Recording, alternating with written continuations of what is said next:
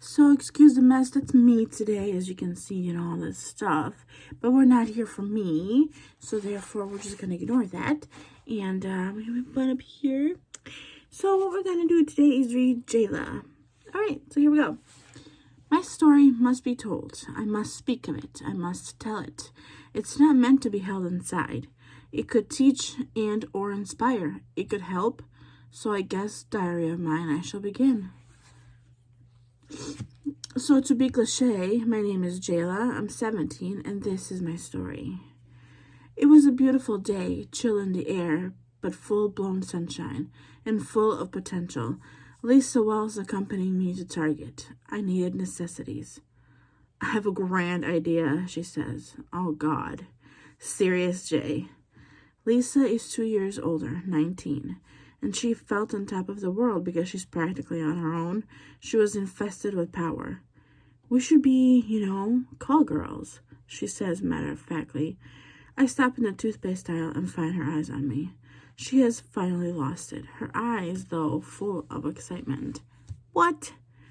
Not even questioning the stupidity in that statement. Prostitute. Jay, think about it. Oh my God, the money flow would be fabulous. We'd be so full of everything we want. Shoes, clothes, makeup. Lisa, you're joking. You do know what a prostitute is, what they do, I say. So, I'm dumbfounded. So what, Jayla? It's just your body parts. This is a stupid hits me. I begin to ponder all this nonsense. Money flow, sounds beyond good. My Dairy Queen job isn't cutting it. Still, I say, no thank you. Oh, you're so dumb. Such easy money. Plus, you choose the clientele. Not like you have to sleep with some 70-year-old. Ew. I make a face. Come on, let's try it once. Just once, she says with her hands together like a prayer. I stare. Am I really considering doing this? No, this can't be right. Like, really? I mean, they are just body parts. But months later, I've lost count of men I've exposed myself to.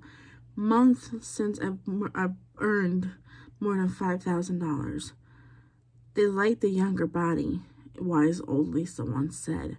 We did it together every night, prowl the streets of downtown Seattle.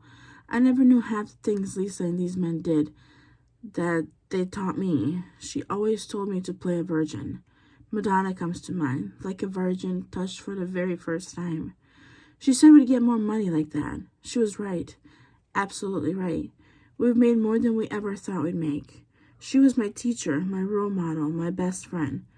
She took care of me. I was made up of Lisa. This went on for a few months. I was never home. I lived at Lisa's in her hotel room. We had it all, everything, until the death of Lisa Wells, my everything. She went out without me, something we promised each other we'd never do. But I was ill. She said she'd be right back. The guy that she took back at our spot decided to introduce heroin to the game. We've never done drugs. I know Lisa has never done drugs, but I also know Lisa never turned down $1. She took her hit, and she died instantly after. He took off, called the cops, and was never heard from again. They found me in her hotel room with the key they found in her purse. I said I was her friend. I had no idea where she was. They told me where they found her, possible cause of death, and how they came across me. I went numb. I told them who I was, where I lived, and that I wasn't feeling well. They took me home. It took me a few weeks to come clean to my parents. I did tell them everything. Dad was disgusted with me. Mom just cried. I was numb. Mom told me she was sickened with my stupidity, but she was thankful I was okay and back home alive. She made me promise I'd donate the dirty money to charity of my choice. I did agree. Then I got angry. That was who was she to treat me like I was 5? I'm 18 years old. I worked hard for that money. It's mine, all of it. That night at the hotel, they packed up all of Lisa's stuff. placed me in one car and her belongings in another. I didn't even think to steal a shirt or shoe from her end. I will never have anything but memories to remind me of her. I never let my mother witness my anger. I followed her direction. Whatever she said, I did. Went to the doctor appointments, OBGYN, mental health. They found out that I miscarried. I was already numb. They found out I picked up herpes that would be with me forever. I was already numb. They told me I had a chronic depression. I was already numb. Mom took me home, tearing into me all the way. What do you have to say for yourself, Jayla? She asked. I was silent. I was numb. I was refused. That night, fear set in. Herpes. Possibility I could have been with baby. Fear. What would I have done with a child? Where would I go? What if it was me instead of Lisa? Now I questioned my intentions. I just wanted the life Lisa was painting. I just wanted a life. I had it for a moment. Now this life isn't the life I wanted. I feel gross, cheap, used, old. That's just what I wasn't sure what I was thinking I had accomplished. They're just body parts. The most insanely dirty sentence I've ever fallen for. I won't describe those nights. I won't share any details. Just know that it wasn't glamorous. Looking at it now, I wish I would have walked into a burning building instead. If you take away any advice, take this. Listen to your doubts. That's your right instinct speaking to you. The end. That's my story. My beautiful therapist suggested I do this. Do I feel better? Kinda. I wrote a letter to Lisa prior to this. I wrote and I cried. I told her I missed her so much. I told her I hated her so much. Then I told her she didn't deserve any better. Then I banged myself up over that. What the hell? That's not right. She deserves way better. It's just my anger spat out on paper. Of course she deserves better. Anyone does. You're wondering, what now? I'm wondering the same.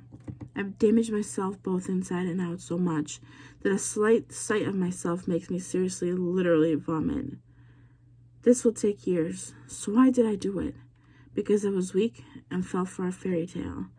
You know, my mother blames herself, as if I needed more reasons to be at war with myself. Sigh. Next month is Lisa's birthday. I haven't seen her since that fateful day. Fateful, not faithful, fateful day. Curiosity led her to her death. I should take her the letter, send some flowers. Hate. Stomp on her grave. No, I'm not angry. I'm numb. I'm numb but filled with dark memories and haunting laughter and voices. Her story is over. Thankfully, mine is still being written. I didn't get into a legal mess. Because when they found me, I was ill. I told them I was a friend of hers and I came to stay with her yesterday. Mom vouched. When they told me they found her dead, I showed no emotion. Everything inside fell silent.